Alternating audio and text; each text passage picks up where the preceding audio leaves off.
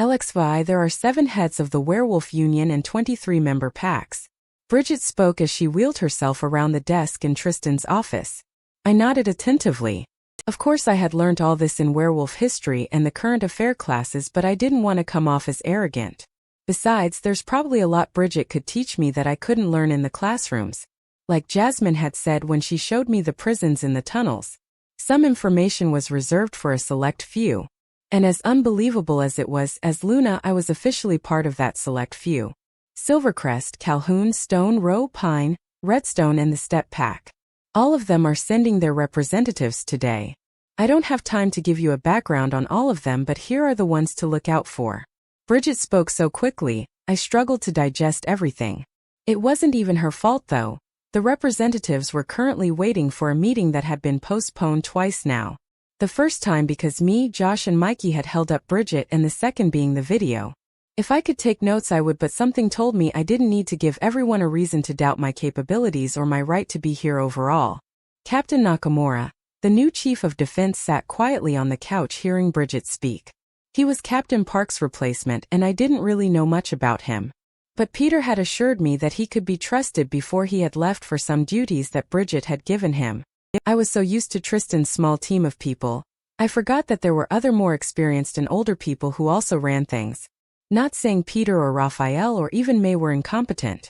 It was a known fact that Tristan, being such a young alpha, would also have fairly young people in his circle. Alpha Randall Calhoun, Bridget spoke, showing me a picture on her tablet. Leader of the Union, pompous, arrogant, strong. We might be the most powerful in terms of resources and stability, but the Calhoun pack has the numbers, the manpower and a lot of territory. That he can't control. Captain Nakamura muttered quietly. From the roll of Bridget's eyes I could tell she agreed. You can bet that's who Ornyx will try to hit after he's done with us. She spoke. I looked at the man's picture. A big and burly man with long dark hair braided to the side and striking hazel eyes with tan skin. This is Jasmine's father. I asked, immediately spotting the similarities. Jasmine was really tall with more of a slender but athletic build. But I could see the same features in this man as she had. Bridget nodded. He's the W leader by default. Greatest territory always leads. Stupid old regime rules that we still follow. He'll want to lead the whole expedition and affair. Don't say anything to offend his massive ego, please. Let me and Captain Nakamura handle him. Got it? It's not like I plan on doing much talking anyway. I spoke. The title was to get me in. The only say I wanted to have was the one that would get Tristan home. Next shall be Otaku's Step Pack. Respectable sized territory, stable and self-sufficient enough. But Alpha Shelby. She hates conflict. Personally ran anti-war propaganda during the last war. She almost pulled out her soldiers from the night mid-battle. She's gonna be a problem in the rallying of fighters. Bridget spoke and I could detect the slight frustration in her voice. She only stayed because of her respect for Jean. Captain Nakamura spoke. Maybe she'll extend the same courtesy to you. Bridget scoffed. Tristan maybe. And that's not even a definite. She's been looking for reasons to pull out of the W for a while. The pack is fine economically, they can make do. The only reason I see her staying is so that she doesn't get attacked personally. She's not fortified enough to ward off attacks. She still needs us. Bridget was quiet for a second, looking deep in thought. I looked at the picture of the woman. An almond-skinned woman with long locks tied above her head in an elegant updo. You could tell she must have been gorgeous when she was younger. Okay, now the row pack, Bridget suddenly continued. A bunch of yes men and followers led by their chief pushover. Captain Nakamura cleared his throat. Bridget rolled her eyes. I mean led by Alpha Michael Crowell. There was a knock at the door. The secretary peeked in. Alpha, the Union is seated and getting impatient. She spoke in a nervous tone. Bridget sighed. She looked up at Captain Nakamura. He got up from the couch he sat on. Now or never. He shrugged. Right. Bridget muttered. She looked lost in thought again for a while.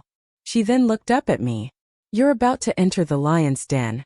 Are you sure you still want to do this? She asked. Bridget had no love for me. That's how I knew I needed to take her warning seriously. He doesn't want to be saved, Bridget, and I can't let him do that. I spoke. She shared a look with Captain Nakamura. He walked closer to us and placed his hands behind his back. If Tristan wants us to follow Robert's strategy, we have to respect his decision. But you do know what will happen will still be left to a vote, and if you two are not on the same page, it could bring problems in there.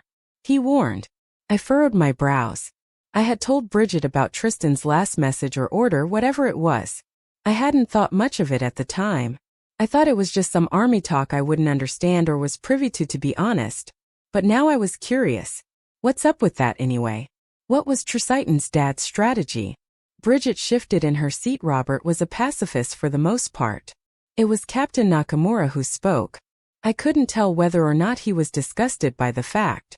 Jean got things done. Their opinions clashed on war, but he still followed her into it regardless. He continued. He didn't want the bloodshed and the brutality of it all, so he came up with a theory. Cut off the head of the snake and end the war. Bridget finished. I furrowed my brows in confusion. The head being Ornyx. Captain Nakamura nodded. Robert believed that if we were to win the war quickly and smoothly without any more casualties, that was the way to go. I was even more perplexed. Then why didn't it happen? Sounds like a great idea. I spoke. I studied a lot about dictators and group thinking. Ornyx was the face of influence here, trying to uphold outdated ways of the past. He had a superiority complex that would surely doom everyone within a mile's radius of him. He needed to be stopped. Getting rid of him got rid of his ideologies, didn't it? It was a controversial idea. Bridget spoke in a lower voice. The Shadow Pack had killed hundreds of our own. People didn't want a quick end, they wanted a battle. They wanted blood. And Alpha Jean agreed. The best way to win a battle is to show how many are left standing. It's an old ideology, but one that still works. One that even someone like Ornyx respected. I shook my head. But he didn't, did he? I remember this part of the history. Alpha Jean might have been leading the pack to victory with her tactics, but the truth was that even though Ornyx was outnumbered, he still kept going so much so that even when Alpha Jean thought she had the upper hand in infiltration his territory, he killed her. Robert wasn't the same after that. Bridget spoke. Any ideas he had on taking Ornyx down swiftly and quickly were thrown out the window. He too wanted blood for what they had done to his wife. That's where the controversy came in. Bridget hesitated. Captain Nakamura nodded at her. Bridget sucked in a deep breath and raised her chin as if preserving dignity. Whose exactly, I didn't completely understand. That's when he had Ornyx's son taken. She spoke, sounding very much like she didn't want to say the words. It was supposed to be a war strategy. We were supposed to use him as leverage. But Robert couldn't control his rage. He murdered him. I let out a surprised gasp. That part was nowhere in the history books. Everyone knows Robert wasn't able to function after Alpha Jean's death. Many believe it was the grief of what had happened. Bridget spoke quietly. In reality, it was that moment. She swallowed hard. He became the very thing he despised. We nearly lost until we reverted to her plan in the end. If Tristan wants me to switch strategies, we're going to have to do a whole lot of convincing. I stilled. According to all this, Xavier Van Cleef was my father. Bridget looked at me, no emotion on her face. I looked at both of them. And Tristan's father murdered him. Just thought you should get a heads up. Bridget spoke as if she hadn't just dropped a major bombshell. I shook my head. There were so many secrets and details that were being thrown at every random moment. How could anyone be left standing after this? I saw that Captain Nakamura and Bridget were watching me carefully now. Wait, do you guys expect me to get mad? I asked. Is this some kind of test? Did they still honestly believe that my allegiance was elsewhere? I stood up. My father is somewhere back at my home, not even knowing where me or my mother are. I didn't even know Xavier Van Cleef. And I didn't know what my mother could have seen in him either. But this wasn't about my connection to the Van Cleefs, and I wish I could scream it out to everyone. I trust Tristan and his judgment. So if you need me to agree with that publicly in there, I will do it. Now can we have this meeting already so that we can save Tristan? Bridget and Captain Nakamura shared a look. Bridget shrugged. I guess you're ready for the fire. All my confidence slightly dissipated when we walked into the conference room. There were 2 sets of 3 chairs on either side of the table. One empty at the head and another occupied by a huge man with dark hair who I instantly recognized as Randall Calhoun, Jasmine's father. And surely enough, Jasmine sat in a chair behind him, looking serious and solemn. I tried not to make eye contact with the others, but I also tried not to look like I was avoiding meeting their eyes. I can't imagine a Luna with no confidence. Peter ushered me to a chair beside Bridget's, which was at the head. The chair was removed and she wheeled herself into the spot. I could tell from everyone's reaction that they were shocked by Bridget's appearance. I mean, I understood. The pack and the whole union was in a state of panic, and not that I doubted Bridget's ability, trust me. I knew her capabilities. But the Bridget I saw now, she looked like a shell of what she once was. It was the poison. It was still working in her body slowly but surely. My apologies for the delay, Alphas. She spoke. I heard a scoff from a woman with red hair flowing around her face streaked with gray. She had the clearest green eyes I had ever seen. Bridget ignored her and looked straight ahead. We can commence, we have no time to waste. My acting beta, Raphael, has given you the rundown. Ornyx is back. Our alpha has been taken and he's threatening war if we don't surrender. I looked at Raphael, who sat in a chair behind Bridget, and then at Peter, who stood silently in the back. I didn't know Raphael was officially the acting beta. I had been expecting it to be Peter. But I guess Raphael was much older and had more experience. Maybe it made more sense. I jumped when I felt the table shake. I looked at the other end where Randall had his fist clenched on the table. Surrender. He barked. Heroes. Ornyx makes a fool of us. He questions our strength. He questions my might. Randall, please, not now. The red-headed woman spoke with a sigh. The Randall man looked at her.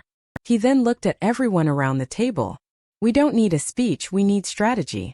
She told him. Alpha Randall placed his hands on the desk and leaned forward. The strategy is to show him the might of the Calhoun pack, of the whole Union. During the last war, Jean's forces and mine didn't waste the time or energy. Our soldiers are skilled and brave. And they also got slaughtered by the multitudes the last time. I turned and saw a woman with short black tightly coiled hair. Shelby Odoku. Step pack. She sat ramrod straight with a serious look on her face. Remember that, Randall. So what do you suggest we stay out and wait for Ornyx to strike first? The man I recognized as Alpha Michael spoke. His tone clearly condescending. Alpha Shelby narrowed her eyes at him. I sacrificed too many of my own and went against my own beliefs, and for what? Ornyx to still be alive. So what do we do? Gather around and sing Kumbaya with him. Another man whom I didn't know spoke. I did not come here to be mocked. Alpha Shelby hissed. No, you came here to help. Bridget snapped. The whole room went quiet. She looked around at everyone. You all did. I saw how much she was fighting, showing the pain she experienced by just moving slightly. Just because Silvercrest has been hit first, that doesn't mean you're not all next. Alpha Randall sat back in his seat, moving his massive arms to the armrests. He looked at Bridget and grinned. I've always liked this one. She has never been one to take crap from anyone. Not even those years older. Not even when she looks like actual shit, that Jasmine hissed. But Alpha Randall's smile didn't drop. He looked around the table. My fellow alphas, I do understand that all of us here have very different opinions on how we should run our packs. Alpha Shelby does not want blood. Alpha Carmichael thinks we should strike first. The man who had been disputing Alpha Shelby nodded firmly. Alpha Randall let out a breath and brought his hands together on the table. We are a team. As a union we all decide what is best for the packs collectively. But as individuals we all know I have autonomy when it comes to emergency situations such as these. And right now, his eyes fixed on Bridget, then to my shock they darted to me. He was silent for a few seconds. Right now a fellow alpha was been attacked.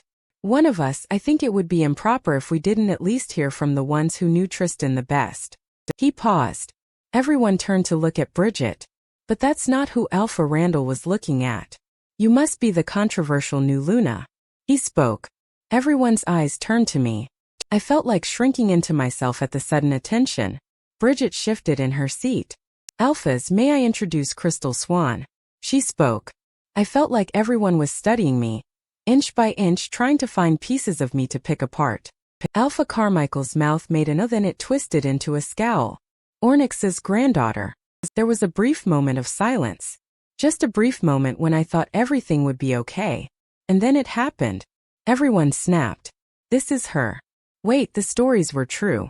This isn't right. Why is she here? She should be locked up. Randall, is this a joke? Why is she here? Alpha Randall slammed a fist onto the table, silencing everyone. Silence, he ordered. He looked at me and I couldn't tell what was in his eyes. But I could see the looks in so many others: resentment, curiosity, anger. But his just studied me, almost amused. Was this a joke to him? Was I? This is unacceptable. She has too many ties to the enemy. She shouldn't be here. Alpha Carmichael spoke. Yet I do. The words left my mouth before I could even think. The room grew silent. I turned to look at Bridget, expecting a "you've done it now" look, but she was only silent. I guess this is what she meant about facing the fire. I swallowed hard and turned to look at the most powerful rulers of the major packs of the Union. I stood up again without much thought. Raphael saw my hesitancy, and it looked like he wanted to face palm himself. Jasmine gave me a small nod. I swallowed again. My name is Crystal Swan. I spoke up. Or at least that's what I've grown up thinking it is. I looked around at everyone's face, hoping no one threw something at my head. I know you've all probably heard your fair share about me. But I can promise you, you don't know me. The granddaughter of Ornyx Van Cliff, I'd say we know enough. The red-headed woman spoke indignantly. I let out a breath. Listen, I have had to defend myself to this entire pack for years, and now I have to defend myself to you, but there's no time. Tristan has been taken, and if we don't get... How do we know you're not leading us into a trap, girl? Alpha Shelby asked skeptically. I clenched my fists. I was so frustrated I could scream. We did not have time for this. I wouldn't do that. I love Tristan, I am his Luna. But the pack doesn't recognize you as such. Alpha Randall spoke calmly. In fact, your ascension to the title has been so drowned in controversy it is seen as a joke. I stared at him. My mouth wanted to open and defend myself, but I realized that I didn't know how anymore. Would any of these 7 Alpha even believe me? It was unconventional, I agree. You're unconventional. Alpha Randall spoke. Raised among humans, barely understanding our protocols and traditions. You didn't even complete the mating ritual, and you have been aware of Tristan as your mate for how long? I could tell the question was rhetorical. I hung my head, no words to say. I looked at Bridget and she had a stiff expression on her face. This is not a game. Alpha Randall spoke, making me feel like I was just a child who was interrupting serious business. Alpha Tristan took his mother's place and led us to victory. For that we shall always respect him. But right now, I regret to say that we must all assume he is gone. We all watched that video. I saw Jasmine visibly tense up behind her father, obviously fighting to keep a straight face. The Ornyx I knew would never have let him live with all the bad blood he had with his family. Now I am not discounting him, believe me, he was like a son to me. But this is war and we're not going to win by being emotional. So Luna Crystal, or whatever your name may be. It was a pleasure meeting you, but I will dismiss you now. I looked up. What? I wanted to argue. They were counting me out. Removing me entirely. You're dismissed, Crystal. Bridget repeated in a lower but still a firm voice. I looked around. All the Alphas looked at me with judgment in their eyes. I felt shaky and weak. Raphael stepped forward. I'll escort you out, come on. He muttered. I had no energy to resist as he led me out. I didn't even glance back. 𝐿𝑥𝑥 Tristan. I know you're there, Tristan. I remained as still as a statue. As if that would dim my father's senses. I was hoping that he wouldn't notice me at first. That I would have enough time to gather my thoughts before I had to face him. Come in, Tristan. He spoke again. I sucked in a deep breath before stepping foot into the room. It was exactly the same but completely unrecognizable at the same time. The bed unmade, clothes strewn all over, files and paper all over the floor. In her absence, it was heavier than ever. I closed the door behind me. My father sat on the floor. He wore an unbuttoned shirt and boxer shorts. His hand gripped an alcohol bottle and his head hung down with his overgrown hair forming a curtain around his face. I didn't know how to look at him anymore. Was I supposed to be sad or disgusted? Yes, my son. He looked nothing like the man who had the right to call me that. I tucked my hands behind my back. I didn't know why I was wearing my uniform in my own house. Maybe I just wanted him to look at me and be reminded that life was happening out there. That the war was going on. That I was way too young to even be wearing this. Status report. I cleared my voice. Our troops are advancing on 𝐿𝐴𝐷 has gotten a few hits, some soldiers are stop it. He slurred his words. I sucked in another breath. Our soldiers are badly stop it. He snapped. The bottle slipped out of his hands onto the floor. I watched as the liquid spilt out, staining the carpet. Damn it. He muttered as he pushed himself onto his feet, stumbling slightly. I don't want to hear that. He murmured as he stumbled over to the bed, collapsing short of the mattress. I sighed. I walked over and took his arm, using it to support him as I lifted him onto the bed. He let out a breath when he landed. I watched as he shut his eyes and placed his hand on his stomach. He looked empty. I knelt down before the bed and took his hand in mine. Dad. I watched him open his eyes and just stare at the ceiling. Enough of this. We need you to snap out of it. I need you. He looked at me, his eyes empty. I couldn't even tell if he could recognize me. Joshua and Mikey are scared, Dad. They haven't seen you in 3 days because Anita is scared to send them up here. The pack is scared. We're all mourning, Mom, and we're fighting a war, and Dad, everyone is wondering where you are. Captain Park and I can't keep covering for you. His head rolled to look back at the ceiling. Cut off the head. He murmured. I shut my eyes and opened them again. I let go of his hand and stood to my feet. Dad, I spoke in a firmer and harsher tone, making sure all my words were clear and loud. You have to get up, you're the alpha. We need you. I was never the alpha. He spoke softly. She was. He turned over to the side. A portrait of my mother stared back at us. I tore my eyes away from it. Dad, I pray you never find love. Not like this. Not the kind that will cripple you if it ever leaves you. He spoke. Go, Tristan. I don't want you to see me this way. You're not dead yet. Meggy spoke when the guards who brought me here had left. She stared at me suspiciously. But they definitely roughed you up. I was glad I couldn't see myself, but from the look Meggy gave me I could tell I wasn't exactly a sight for sore eyes. She looked out at the entrance of the cave. How many were they? She whispered. I shut my eyes tightly before opening them again. Tristan. She snapped. How many guards? I tried to think. Too many. I responded. There was no way either of us could take them on even if we tried. I turned to her. Now you want to escape. My voice dripped with sarcasm. She was quiet for a second. You formed a mind link with someone earlier. If they're coming to rescue you, I want in. I had almost forgotten about that. The conversation I had with Crystal. No one's coming to save me.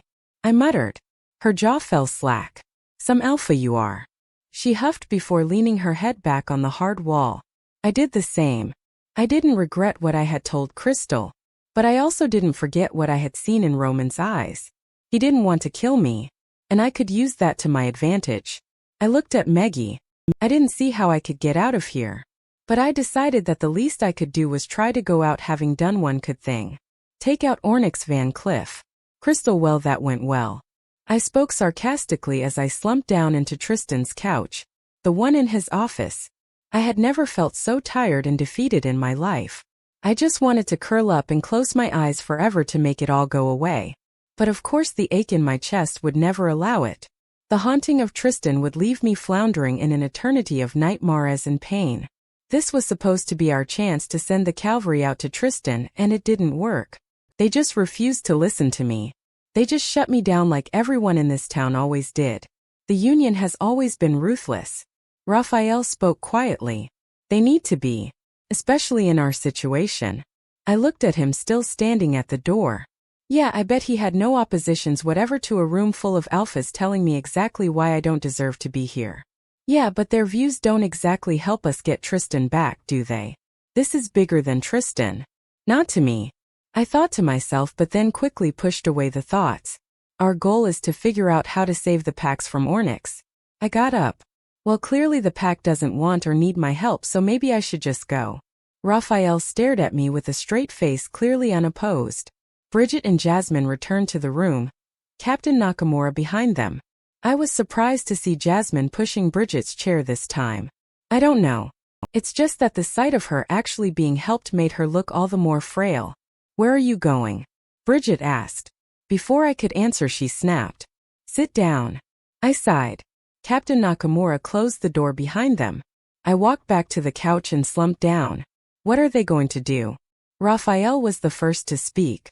Jasmine took Bridget behind the desk. She leaned forward and pulled out a sheet of paper. What do you think? Randall wants all our troops rallied and ready by sundown. I need you to contact the defense wing. Our troops were already rallied. It's just a matter of giving them the go-ahead now. Bridget sucked in a deep breath when she said that. I frowned. All Tristan's attempts on keeping his people from going to war again were about to go down the drain. So that's it. I asked, my voice small. There goes our Tristan window. I didn't want to think of never seeing him again. I didn't want to think of never getting to know him better. I didn't want to ever fathom the idea of my life continuing without the person who fought to keep it safe. Everyone leave except Crystal. Bridget spoke. No one argued. I don't know if I had been expecting them to. The air was somber and bitter. I wasn't the only one thinking about it. The idea of him being gone was heavy on everyone. When Jasmine walked out the door and closed it, Bridget looked at me. That council is the only thing standing in between this pack's extinction and survival. Bridget spoke. So I know you might not agree with them, but they've seen things way more horrific than any of us ever have. I was silent. I didn't need this. I didn't need to hear her explain why we needed to let him go. Even if she made sense, my emotions would never let me see logic in her words. And as acting alpha, I need to do what's best for this pack. She spoke. I looked at my shoes, willing my mind away. I just didn't want to be here right now in this moment. And you, her words had emphasis behind them. No one really regards you. You're a human dweller, the daughter of the enemy. Was she really going to dig the knife in deeper? And that's why no one will think twice about our plan. I looked up at her in confusion. What? She nodded firmly. Follow me. 𝐿𝐧𝐠 Tristan. You can't really sleep when you have a battle ahead of you. I learned that the first time I was told I would have to fight in the war. I was barely 14 and I was scared out of my mind. I thought I would die the minute I stepped onto that battlefield, even though I had been training my whole life for it. I didn't oppose the minute Captain Park suggested it. My mother had been stoic about the entire thing, but deep down I wondered if any bit of her was even the slightest but worried about whether I would come back or not. I was afraid. Fighting alongside way older and experienced soldiers who looked at me, the Luna's son, possibly their next alpha. The pressure was on and it was real. I didn't want to show any weakness. I wanted to be strong and brave like my mother. But when the time came and I didn't even think I could shift, it had been Raphael who had taken me under his wing, shown me the ropes, kept me alive. When you're thrown into battle, your instincts kick in. It's funny what your body will do when it comes to fight or flight. What it chooses is supposed to say a lot about you. But you know what? I've always been sure of one thing. We all fight for life when faced with the threat of death. Cuts should heal faster in normal circumstances. But these weren't normal circumstances. They had stopped pumping me with wolfsbane and had actually brought me more water and food. An attempt to get me stronger for my showdown with Roman, I guess. I didn't want to hold my breath for an opening where they would get me out of my chains again. That would probably only happen when Roman was ready for me. I needed to have the element of surprise on my side. And to do that I needed to get out way before the guards came back. With no concept of time or even windows to look out of, I had no idea how long I had or if I was even strong enough to try and break the chains. But I needed to find the strength. I needed to find a way. I needed to take out Ornyx. His guards would probably take me down seconds after, but as long as he was down, I know I would have done something to leave my people safer. But I needed an ally. I didn't even know the first place to find Ornyx. I didn't know where we were or even how far the camp extended. I didn't know how many men I would have to get past or if there was even any surveillance. Of which I doubted. We were in the middle of nowhere. And Ornyx has never really been one to depend on tech. I turned to look at my only option. She held the same rock in her hand, scratching down on the floor. She didn't even bother sleeping, and that's what worried me. She just fiddled around with that stupid rock. So I shifted in my position, my back aching with the movement. How long were you a spy in Ornyx army? I asked her. Meggy's head turned to look at me. She let out a weak laugh. Impending death making you sentimental, Alpha? She asked. I just tried to remind myself that I needed her help. I'm just trying to understand why you're in here with me instead of being out there being celebrated like a freaking prodigal son like Roman. David, his name is David. She spoke. She remained silent for some time. We all make our choices. What was yours? I asked. She turned to look at me full on, suspicion in her eyes. Why do you suddenly want to know my life story? You weren't all that interested when you captured me and my friends. I shrugged. Because there were more ways to interrogate a person than the conventional. Got something better to do? I asked. Besides, you tried to kill 𝐊𝐬𝐬 the first time I met you. Seems like we have the same enemy. She grinned. She shifted. Her hair was now matted and looked more than unruly. I saw youth in her face, but she must have been older than me. Give or take a couple of years. I know you 𝐿𝐴𝐴 wolves have your self-righteous beliefs. You think you're better than Ornyx and the rest of us because you want to live in isolation where humans can't get to you. But Ornyx has a point. Why should we be the ones to hide? I almost doubled back on this potential allyship. Was she as crazy as him? I believe we should get a chance to walk among humans. She spoke. Without really thinking about it, I scoffed. She turned to look at me. What?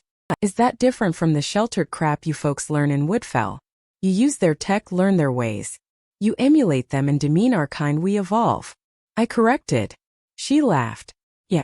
According to them, living by hunting wasn't something me or my people had done in a long time. We got rid of practices we now considered beneath us because they no longer served us. The mating rituals, for instance, they were way more raunchy in the past than they were now. I think it's crazy, I spoke honestly. Two species together would always bring about a battle of superiority. They would try to hurt us and we, them, it would never work. How do you know that? She challenged. I mean, think about it, humans hate what's different. Look at their wars, look at their conflict. Like werewolves are the epitome of world peace. She scoffed. Not too long ago you thought your mate was half human. What if she wanted to live among humans? Would you suppress your very nature for the rest of your life because of that? I was silent. Not because I agreed with her, but because I didn't think I could argue with someone who already had her mind set on her radical thoughts. Humans and werewolves mixing was a taboo. It was dangerous, and everything we knew taught us that it was a bad idea. Being reduced to myths among smaller groups was fine to me as long as they left me and my pack alone. So you wanted to live among humans? I asked honestly, wondering if she could be against Ornyx and share in his beliefs. Coexist. She clarified. Not have anyone bow down to us. I believe there's a reason we were created. And I believe there's a lot we can learn from each other. She couldn't possibly think that was possible. That we would just come out to the human race and they'd receive us with open arms. My father believed that too. I couldn't believe I was admitting this. I looked away from her, straight ahead. He was from the Stone Pack. Very different lifestyle from Silvercrest. Different mentalities too. He was intrigued by humans. He didn't anticipate a fight, and even if he did, he believed there wasn't any conflict diplomacy couldn't fix. I and a lot of other people often wondered how a man like my father could end up being my mother's mate. They were as different as day and night. My father mostly a pacifist who would rather sort out issues with words. My mother, a descendant of a long line of alphas who believed the only way to get people to listen was by exerting your power and making your influence known. Meggy looked at me. My friends and I and everyone who rebels Ornyx aren't against the Shadow Pack. We're against the Van Cliffs. She spoke. Teresa would feed us this idea that things would get better once her daughter became alpha. Crystal? I asked in confusion. Meggy scoffed. Crystal Valencia. Who even cares? She was wrong. I looked ahead. I didn't want to think of Crystal too much while I was in here. Especially considering I would never see her again after I did what I had to do. But something didn't make sense. Why bring Crystal to Woodfell if Ornyx wanted her as an heir? I asked. Why not brainwash her whole life like he had done to his own people? Meggy looked at me like I was stupid. Ornyx told Teresa to do it. She spoke. When she ran away, she was pregnant with Valencia. When Ornyx found her, she had to prove her loyalty or be executed. That's when the spy operation was born. Teresa made it seem like it had always been her intention to throw Crystal into the Silvercrest waters, hoping David would indoctrinate her, and they would take down you and your pack from inside. It would have been poetic too. A Van Cliff bringing down a Melrose. But fate had other ideas now, didn't it? Crystal turned out to be my mate. The irony of it all. I looked at the ground. No one could have predicted that happening. Not even Ornyx. So having Roman tell her who she really was would be too risky. Meggy nodded and grinned. That's where Captain Park came in. Rage immediately built up in my body when I heard her name uttered. Meggy let out a sigh and folded one leg on top of the other. It wasn't hard to get her to turn on you. Or so I hear. Gotta look out for the oldies. They remember their parents' and grandparents' stories about how werewolves have always been the superior species a little too well. She believed the next alpha should be the strongest in the pack. So after your mother, she believed she should have been the automatic choice. I couldn't speak. No words would ever be enough to explain how big of a betrayal Captain Parks had been. My mother had trusted her with her life. My whole family had. She was there when I was born, there when my father died in my house, she was there when I took the alpha title. What's her role here? I asked bitterly. Maybe if she was close by, I could take her out along with Ornyx. Meggy shrugged. Above my pay grade. But I suppose if you want to see her again, she'll show up for your execution. She said it so causally you'd think she was scheduling lunch. When did they say that would be, by the way? You were gone a long time and they did rough you up pretty good. And not to mention, judging by the food they gave you, Ornyx still wants you alive for some reason. To torture you. Make you watch your pack go up in flames. He wants Roman to be the one to do it. I spoke. This actually made Meggy shut up. I was intrigued by her reaction. In a duel to the death. I added, studying her face closely. She turned away and looked ahead. For a second she was silent. Then she let out a soft laugh. He's gonna love that. She muttered. Finally getting Mummy and Daddy's approval. I furrowed my brows. Think they'll make him take you out as well. A ghost of a smile played on her face. Maybe. As I said, poetic justice. I did try to kill him first. Only fair. Her voice got smaller, her eyes far away. I had a feeling she was about to retreat into herself and I couldn't have that. Why did you try to kill him? I asked. You and David, you were involved romantically, right? I knew I was being too blunt now. That if she was trained as well as I thought she was, she would be able to see right through my questions. I was expecting her to curse me out or scream at me to mind my own business. But instead she let out a soft sigh. All's fair in love and war and, well, I guess it was the distance. Him having to be a whole other person in another park. Barely ever having communication with me. We grew apart. He picked Valencia and me. I picked freedom. She let out a humorless laugh. Even before I had joined the rebels, I knew the only reason I was still fighting for Ornyx's cause was because he was still here. I held on to the hope that maybe with him it would be worth it. But he was holding on to someone else. She looked like there was a bitter taste in her mouth. She let out an angry breath before turning to look at me. Kill him for me, will you? You'll be doing him a favor. The David I knew didn't even believe in all this crap. He was just as scared as the rest of us were. Teresa, Ornyx. They didn't care about any of us when they stripped us from our parents and trained us to be these things. David could have been caught and killed by your pack and neither of them would have blinked. The only reason they even see him as worth anything was because he got close to her. None of this is Crystal's fault. Even now, I felt the need to defend her. Meggy gave me a sly smile. Relax, Alpha. She chose you. You win. Her eyes drifted to where my hands were bound. For what it's worth, I guess. I shifted, trying to sit up straighter. It was now or never. You hate Ornyx as much as I do. I spoke. She furrowed her brows. Oh, don't get me wrong, I hate you too. The way I see it, I'm the less of two evils to you. She looked confused. What are you playing at? I know we're not getting out of here alive. I spoke. But we can do one last thing before we die. We can kill Ornyx. Meggy's eyes widened in shock, she then burst out laughing. She hunched over, looking out of breath for a second. But she stopped abruptly when she saw my serious expression. He face fell. Crap, you're actually crazy. I scooted slightly. I'll gladly meet my maker if I can have the satisfaction of taking Ornyx with me. Meggy didn't make any jokes or give off any sarcastic comment. Her jaw fell slack and she leaned back. Shit. Crystal. I walked into Joshua's room without knocking. He looked up at me. He had been lying down on his bed. Bea beside him with her head on his shoulder. Bea looked up. Oh, look who's here, I'm not here for you. I spoke, immediately marching towards them. I folded my arms across my chest and looked at Joshua. I need to talk to you. I spoke directly, not leaving any room for questions. Bea looked at him as if expecting him to say no. Joshua didn't bother even sitting up. He didn't have to say anything for me to feel his anger towards me. We were still linked after all. He was fiddling with a small metallic object in his hand that I really couldn't make out. Yeah, I bet you do. He spoke lazily. I fought the urge to roll my eyes. I'm serious, Josh. Yeah, me too. Get out, Crystal. He spoke, turning away from me. I dropped my hands to my side. I did not have time for this. Fine, Mikey and I will go and save Tristan ourselves. I turned around and not even 2 seconds later I heard his voice. Wait. When I looked at him, this time he was seated up, his eyes focused on me. What are you talking about? I sucked in a breath. I looked at B. It's private actually. Excuse me. B looked offended as she leaned forward. I looked at Joshua. This wasn't about petty teen rivalries.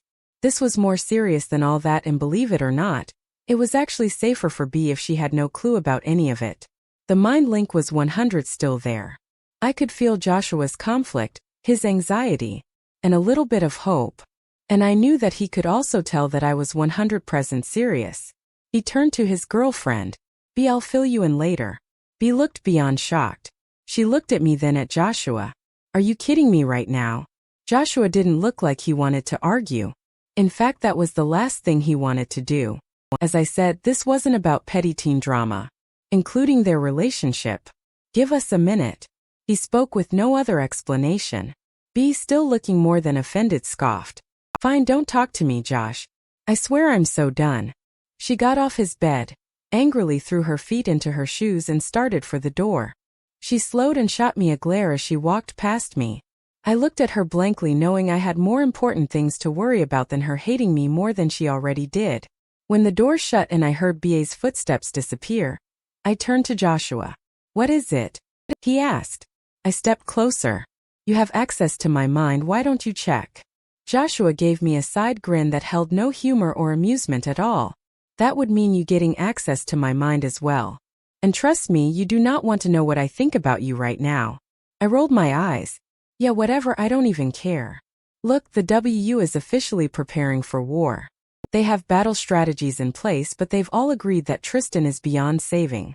I felt so much of Joshua's sadness and disappointment wash over me all at once.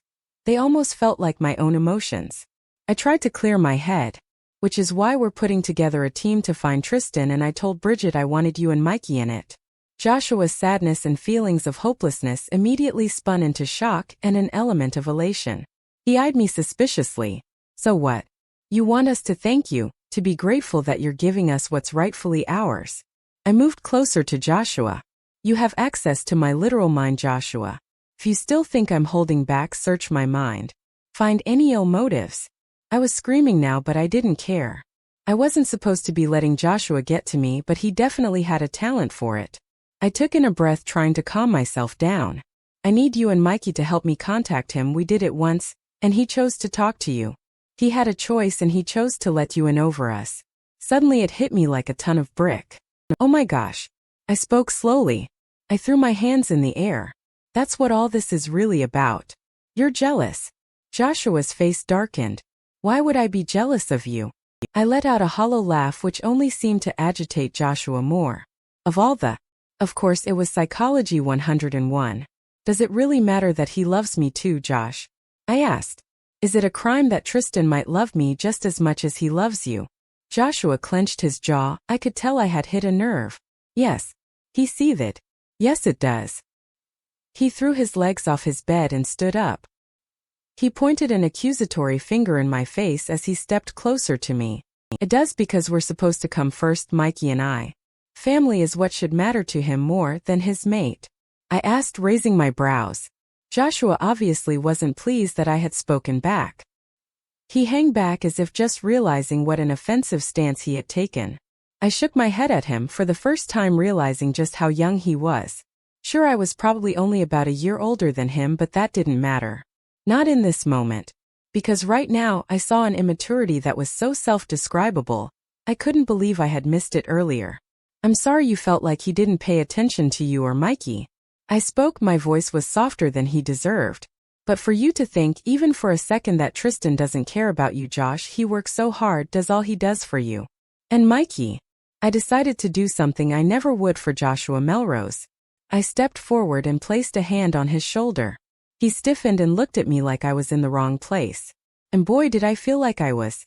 Tristan once told me he didn't mind missing dinners with you and Mikey if it meant neither of you would ever have to see war again. I know what a toll that must have taken on you, but you need to understand that he always had your best interests at heart. And even if I didn't always agree with your brother, I too had to get over the fact that loving Tristan would always mean getting over sharing him with the entire pack. The same way you look at him for protection, guidance, company, approval. That's the way the entire pack views him. And for good reason too. He's an amazing alpha, an amazing brother too. I took in a breath. And that's why we need to get him back, Josh. Everyone here needs him.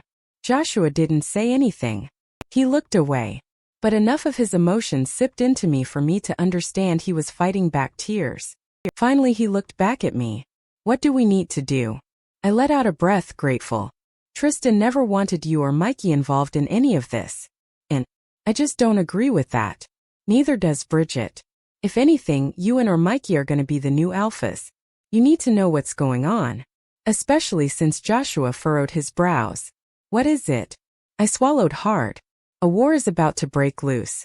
Josh clenched his jaw. That means Ornyx is going through with the promise he made in his video. I sucked in a breath. Yeah. Joshua let out a breath. I'll help you and Mikey contact Tristan. But I can't be part of the rescue team. My face dropped. What? Joshua looked at me seriously. A war is breaking out, Crystal. The pack needs us. It scared me just how much Joshua sounded like his brother just then. I know. I felt guiltier than ever. Tristan had said to forget about him. Those had been his instructions and some part of me knew that would have been the right thing to do. It's what he would have wanted. But I just couldn't. I was choosing Tristan even over the pack. I had to. Joshua watched my face. It's like he could read my thoughts. Well, he kind of could. He simply nodded at me. I get it. He spoke. 𝐿𝐥𝐸, we need an opening. I spoke as I continued trying to twist the chains that bound my feet. Meggy let out a long groan as she hit her head against the stone wall, which looked like it should have hurt, but she didn't even touch. She turned to look at me. You need a reality check. I let out a huff. I had been exerting myself trying to find a way to get these chains off, but I knew I might just finish the little energy the food they had given me had supplied. And I would need that for Ornyx. The wolfsbane was still in my system, but I definitely felt way better. Stronger too. Not at my best, but enough to be able to pick a fight and hopefully win it. You said it yourself, there's no getting out of here. So why don't we go out with purpose? I told her. She let out a breath and looked away. I didn't think convincing Meggy would be easy, but we were both sitting here awaiting death. She was a fighter, I could tell that much. And like me, she had nothing to lose. So I didn't get why she was making me work so damn hard for this. I never thought I'd see the day I would team up with a Silvercrest wolf, much less their alpha. I tried to hide my relief, but clearly I failed miserably. Ornyx needs someone to take him down a notch. I still think this is a suicide plan, but I owe it to my family to try. What did you got? She asked me. I sat up straighter, or as straight as I could, with a renewed motivation. My battle to the death with Roman is up soon. We need to get out of these chains before the guards come and get me, and I know you haven't been sharpening that rock for nothing. I spoke, nodding at the object she had been clutching since we got in here. It became obvious with all the scratching that she hadn't been doing it to count the time we were in here, but to forge a weapon.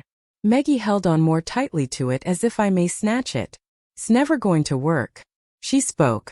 Even if we take out the guards who come to fetch you, we'll be overwhelmed once we get out there. We need you in that ring with David. Ornyx will want a front row seat, so he'll be accessible, that I'm sure of. She was right. I would have way more people to fight if I attacked beforehand. So I'm going to have to take out David quickly. You'll have to go for the kill. Meggy spoke. No showboating or stalling, you'll need to be ruthless. Like a real shadow pack wolf. I clenched my jaw. If there's something I never wanted to be, it was that. But I needed to fight fire with fire. And that meant doing as the Van Cliffs did. David is still a halfling. He isn't as strong as a full-fledged wolf. Use that. She urged me. I nodded. Then something occurred to me. You're a halfling too. She had no definite scent. Her and the wolves that attacked the second time, none of them did really. None of Ornyx's spies were full-fledged. She explained. We were bred. Human mothers, shadow pack fathers. It was the perfect way to have us infiltrate other packs. I couldn't hide my disgust. I thought Ornyx hated humans. How did? The women never knew anything. They were paid to be surrogates. You'd be surprised by the things they do for money. Meggy spoke, sounding more than unimpressed. When we would be born, they would hand us over and never look back. I saw the look on her face and I could tell this was a touchy subject, one we couldn't even get into if we tried. At least not now. I cleared my throat, getting back to business. Where will you be in all this? I asked. I doubted they would give her a front row seat. She smirked. As I said, I haven't been sharpening this rock for nothing. When everyone's distracted with your duel, I'll sneak out. They haven't been giving me wolfsbane, so I'll be able to shift easily. I'll go for Ornyx. It will take the both of us to take him out. I didn't know if I could trust Meggy not to just run off when she got the chance, but it's not like I had a choice. If I'm correct, we're in the southern woods. Meggy explained. That was the latest planned site for regrouping. The Shadow Pack had never really found a place to settle. We always moved around like nomads and regrouped once in a while invade any of the Werewolf Union packs detected us. It's not too far from Silvercrest territory either. I fought the urge to grit my teeth. Of course. The southern woods were mostly Jerry Pack territory. The pack was small with a fairly large territory which they left most of untouched. If you were a healthy wolf, it was at most a 3-hour run to Woodfell. Both a safe and convenient distance. Perfect for attack. Which they planned on doing anyway. I should have scoured harder and wider. Maybe I would have found a stray Shadow Pack member. Prevented all of this. If we kill Ornyx, will everyone stand down? I asked. That was the whole basis of the cut the head off theory my father had. Meggy furrowed her brows as if she was seriously considering it. If Ornyx dies, automatically the next alpha would be Crystal. I guessed. She frowned. No, actually. Teresa. Technically speaking, Crystal is next in line, but she hasn't earned her spot or sworn her allegiance. I mean, even if she was to automatically claim the throne, Shadowpack rules are the rules of old. She'll need to earn it. Meaning anyone can challenge her and kill her for the title. I winced at the idea. Crystal wouldn't join the Shadowpack. Not willingly anyway. I hoped Bridget would keep her safe and make sure she never had to go through any of that. What if suddenly everything went back? I felt my body go limp. Suddenly my eyes opened and I wasn't in the cave. I was in a dark room. I saw Crystal materialize in front of me. The relief on her face was evident as she rushed towards me and wrapped her arms around me. For a few seconds she just held me. Hello, my love. I whispered. I couldn't feel her. Not really. But just having her here was more than any dying man could wish for. When I pulled away, I saw her begin to examine me. Are you okay? She asked hurriedly. I'm fine. I told her. I couldn't exactly tell her the truth. I'm okay. She reassured me. I swallowed hard. Everyone else. Her face fell. She let out a breath. We saw the video. I thought Ornyx might have already. I'm okay, Crystal. At least for now. What's going on over there? Did you get my message to Bridget? She nodded. Everyone's preparing for the war. The Union met and I told them about your plan. I let out a breath of relief and placed my hands around her face. Good. They'll need to remain vigilant. Ornyx is determined to tear us all down. They can't give up. No matter what. They must fight like hell. Crystal looked at me wistfully. What does he have planned for you? I debated on what to tell her. I really didn't know what her reaction would be to telling her that I was to fight her ex-boyfriend to the death. Either way, this was probably the last time I would see her and talk to her. I wasn't going to let Roman ruin even that. I'm sorry we couldn't have had more time. I whispered. She shut her eyes tightly, probably fighting back tears. Stop it, Tristan. I need to say this. I insisted. She looked back at me, albeit clearly regretting it. I took both her hands in mine, savoring the moment. Who knew how much longer the mind link would hold? I need you to know that it never mattered to me whether you could be my Luna. Even if I wasn't Alpha Crystal, you know we'd still be fated to be mates. Maybe it would have even been easier without all the politics. But nevertheless, I need you to know I still valued all the time we've had together. And I thank God every day. I love you, Crystal, and I always have and always will. Never forget that. I want you to live your life knowing that. Tears streamed down her face now. I can't let you go. I won't. She spoke. I sighed. We can't help things, my love. Not now. But take heart. Hope will never be lost where there's faith. She ripped her hands away from mine and wiped her face. No, Tristan. I mean it. I'm coming to get you. Stay alive for me. I furrowed my brows in confusion. But just then the room began to shake violently. You're exerting yourself. I told Crystal hurriedly. We had no time. Tell my brothers goodbye, tell them I love them. And give Bridget and the commander this information. Tell them we're in the southern woods. Ornyx plans on attacking at midnight. They must hit him first. Catch him off guard. If they overwhelm him, then there's a chance we can take the upper hand. I'll do as much damage as I can on this end. While I can. Her eyes widened. What? What do you plan on? Suddenly Crystal was gone and I was back in the cave. Meggy watched me expectantly. But before she could say anything, the door slammed open and a couple of guards stormed in. Guess it was time. Crystal, my eyes shot open. I pushed the chair I was sitting on back and shot to my feet, but I was immediately overcome by dizziness and fell back down. Someone was by my side, immediately holding me up. Whoa, are you okay, Luna? I looked up and saw that it was Nia. It was harder to hold that link open. Joshua groaned, rubbing his head. Mikey looked a bit disoriented, but he forced himself to focus on me. I placed my hands on the table, trying to stay upright. I refused to sit back down, knowing I had no time to waste. Raphael moved closer to the table as well. The special ops team for this mission included him and Nia, as well as Andrew, Joan and Kurt. Soldiers Nia had promised them were the best of the best. They were all in the room with us, looking at me expectantly. He's still alive, but I don't know how much longer. He's planning something crazy, I just know it. Raphael had a stern look on his face. What did he say exactly? He said that he was being kept in the southern woods, and that I should tell Bridget to attack first. He also said he'd try to do as much damage as he could. What does that mean? Joshua asked. Raphael looked thoughtful. He remained silent, and I had a feeling he knew exactly what Tristan had meant. He turned to Nia. Get this information to Bridget. A location is a huge advantage. We should use it without hesitation. Nia nodded and made sure I was steady before turning to leave. I knew Bridget, Jasmine and the others were busy with war preparations, and I couldn't fault them for not being here. It was so hard to believe that I'm just a matter of hours the Silvercrest pack would be at war. I thought of my family, hoping the safe house would still serve its purpose. Raphael looked at me. We need to get you suited and get on the way. He spoke. If Bridget can have the troops organize a surprise attack, then we might have enough of a distraction to find Tristan. Considering he didn't do anything stupid before then. Keep us posted. Mikey spoke, sounding more serious than I had ever heard him in my life. I'll be working the defense post with the other generals. Raphael nodded in approval. Keep them tight. If by any chance our forces are overwhelmed and the shadows start heading this way, you must evacuate immediately. The Calhounds are the closest and they'll definitely offer refuge. You will still need to fortify Woodfell, though. We can't. I know the battle plans, Raph. I've only studied them since I was 8. Mikey spoke with a sly grin.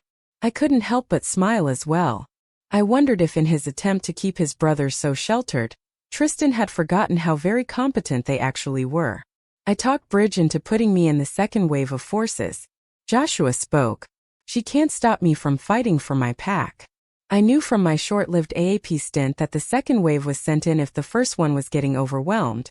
Silvercrest usually had 5 waves, with the last being the most desperate collection of soldiers. It comforted me a bit to know that Joshua was in the second rather than the first who got the brunt of it all. If the first could hold them off for long or hopefully even win, they wouldn't need to call for reinforcements and Joshua could be safe here. I knew he had trained all his life, but still.